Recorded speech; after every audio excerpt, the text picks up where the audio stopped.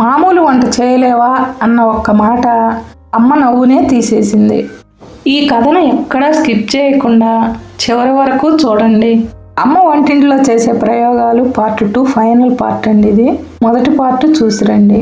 ఆదివారం ఉదయం ఇంట్లో అందరూ అల్పాహారం కోసం టేబుల్ దగ్గర కూర్చున్నారు. సరోజమ్మ మాత్రం చాలా ఉత్సాహంగా ఉంది. నిన్న రాత్రంతా యూట్యూబ్ చూసి కొత్త రెసిపీ నేర్చుకుంది. ఈరోజు స్పెషల్ అంది గర్వంగా. మిల్లెట్ లసాగ్నా.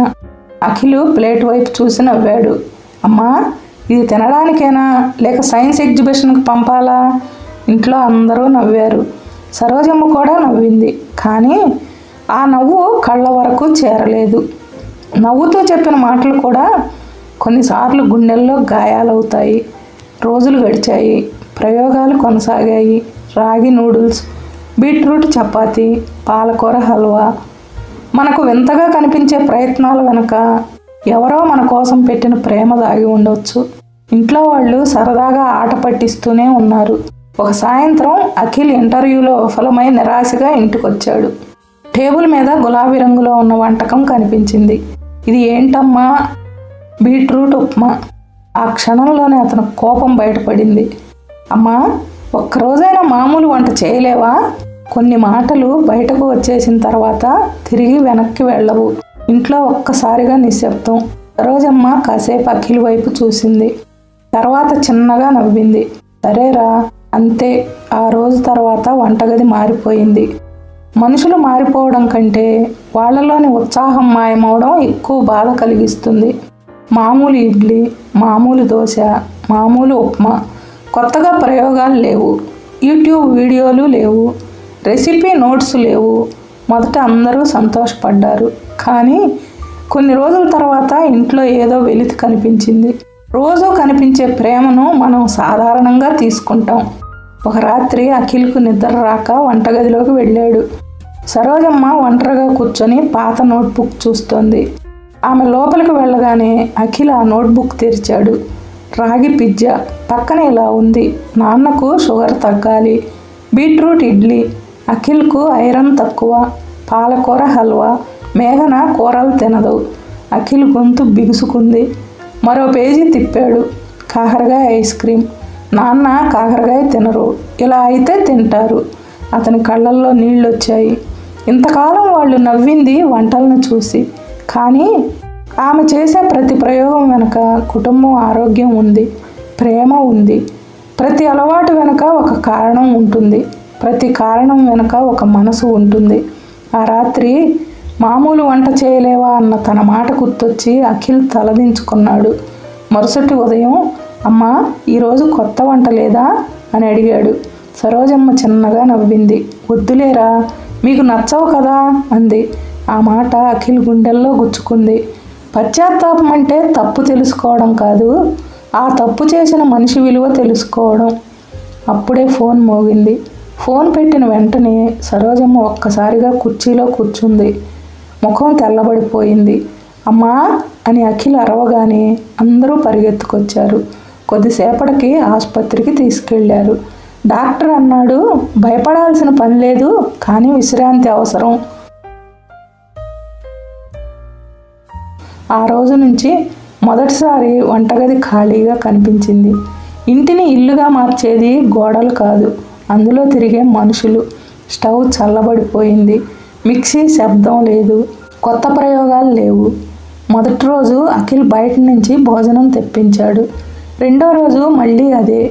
వారం రోజుల్లోనే అందరికీ విసుగొచ్చేసింది.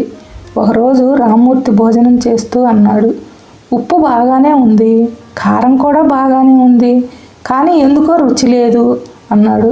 అందరూ మౌనంగా ఉన్నారు. ఎందుకంటే వాళ్ళు కూడా అదే అనుకుంటున్నారు. మేఘన ఫ్రిడ్జ్ తెరిచింది. లోపల చిన్న డబ్బాలు.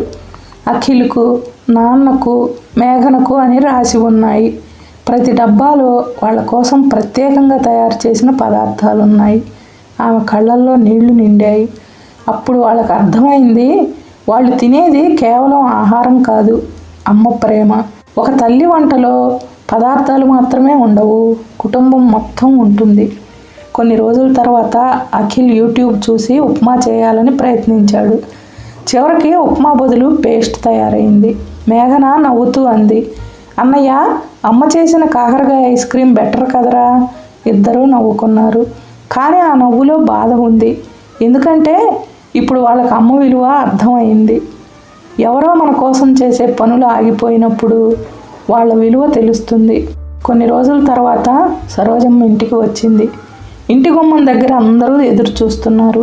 ఆ రాత్రి టేబుల్ మీద ఒక కేకు ఉంది. ఈరోజు ఎవరు పుట్టినరోజు అని ఆశ్చర్యంగా అడిగింది. అఖిల్ నవ్వాడు. ఎవరిది కాదమ్మా, మరి మా ఇంటి వంటగది మళ్ళీ తెరుచుకున్న రోజు. అప్పుడే మేఘన ఒక బహుమతి ఇచ్చింది. సరోజమ్మ తెరిచి చూసింది. కొత్త నోట్బుక్. మొదటి పేజీలో ఇలా ఉంది, అమ్మ ప్రయోగాలు వాల్యూమ్ 2. క్షమించగలిగే హృదయం ఉన్న చోటే కుటుంబం నిలుస్తుంది. సరోజమ్మ ఆశ్చర్యంగా చూసింది. అఖిల ఆమె చేతులు పట్టుకొని అన్నాడు, అమ్మా, మళ్ళీ మొదలుపెట్టు. సంతోషం పెద్ద బహుమతుల్లో ఉండదు, తిరిగి వచ్చిన మనుషుల్లోనే ఉంటుంది. ఏదిరా నీ ప్రయోగాలు, మీకు నచ్చవు కదరా? అఖిల్ చిరునవ్వు నవ్వాడు. వంటలు నచ్చాయో లేదో తెలియదమ్మా, కానీ నువ్వు వంటింట్లో తిరుగుతూ ఉంటే ఇల్లు చాలా బాగుంటుంది. ఆ మాట విన్న వెంటనే సరోజమ్మ కళ్ళల్లో కన్నీళ్లు జారాయి.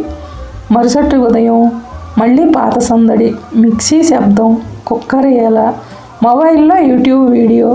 అఖిల్ వంటగదిలోకి తొంగి చూశాడు. టేబుల్ మీద ఆకుపచ్చ రంగులో ఏదో కనిపించింది. అమ్మా, ఈరోజు ఏ ప్రయోగం? సరోజమ్మ గర్వంగా నవ్వింది. పాలకూర జిలేబీ. కొన్ని ప్రయోగాలు వంటల్లో విఫలమవ్వచ్చు, కానీ ప్రేమలో ఎప్పుడూ కాదు. ఇంట్లో మళ్ళీ నవ్వులు. అఖిల్ కూడా నవ్వాడు. ఎందుకంటే ఇప్పుడు అతనికి తెలుసు, ఆ జిలేబీలో పాలకూర ఉందో లేదో ముఖ్యమేమీ కాదు, అమ్మ ప్రేమ ఉంది, అదే ముఖ్యం.